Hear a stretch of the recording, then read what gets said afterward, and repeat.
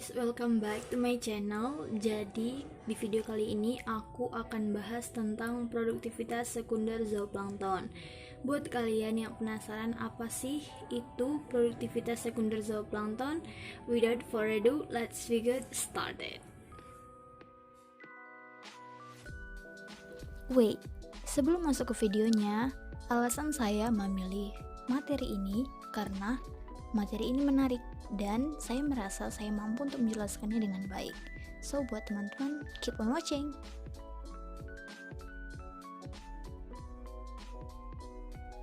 Produktivitas sekunder.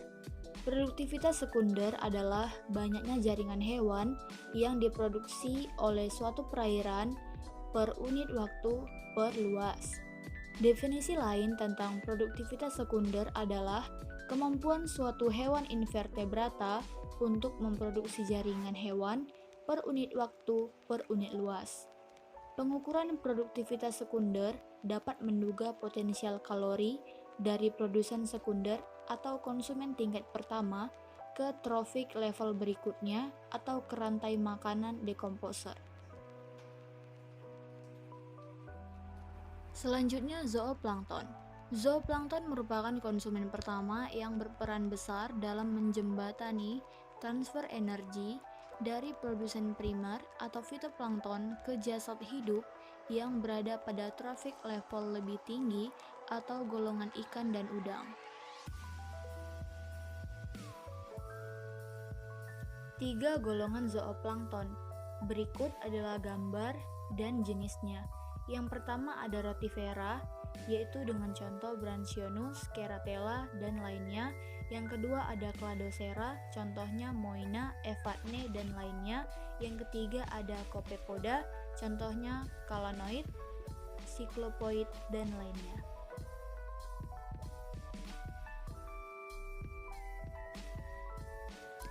Alat dan bahan praktikum. Alat dan bahan yang dipakai dalam praktikum ini adalah sebagai berikut. Alat yaitu stoples, pipet tetes, cawan Petri, mikroskop stereo, timbangan, pH meter. Dan ada juga alat tambahan yaitu kain kasa, karet, tali rafia, aerator, dan termometer. Bahan yaitu air aquades, inokulan Cladocera yaitu Dapnia sp sebanyak 5 individu per mililiter. Dan yang terakhir yaitu kotoran sapi 10 gram.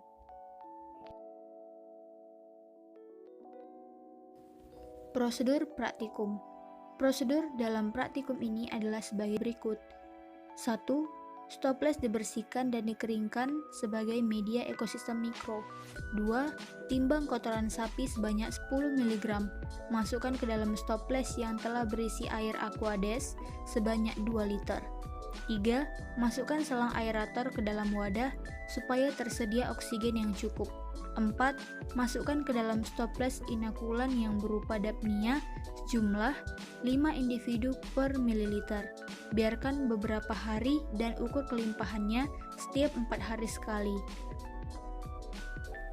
Lakukan pengukuran pH, suhu, dan perhitungan kelimpahan Dapnia.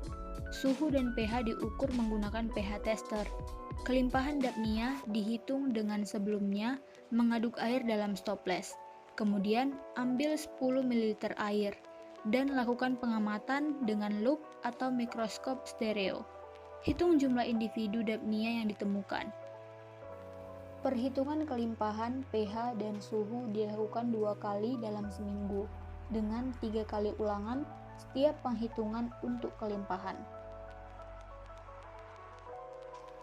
Rumus kelimpahan zooplankton. Kelimpahan plankton dihitung menggunakan metode Lucky Drop Microtransect Counting dari APHA tahun 1989, yaitu N sama dengan N dikali A per B dikali C per D dikali 1 per E, di mana N yaitu jumlah total plankton dalam individu per liter, N kecil yaitu rataan individu per jumlah lapang pandang, A yaitu luas gelas penutup dalam 1500 mm², B yaitu luas satu lapang pandang yaitu 2405 mm², C yaitu volume air tersaring dalam mililiter, D yaitu volume 1 tetes di bawah gelas penutup dalam mililiter, dan E yaitu volume air yang tersaring dalam liter. Terima kasih buat kalian yang sudah nonton video ini. Semoga video ini bermanfaat buat kalian dan menambah pengetahuan dan wawasan tentang produktivitas sekunder zooplankton. Thank you.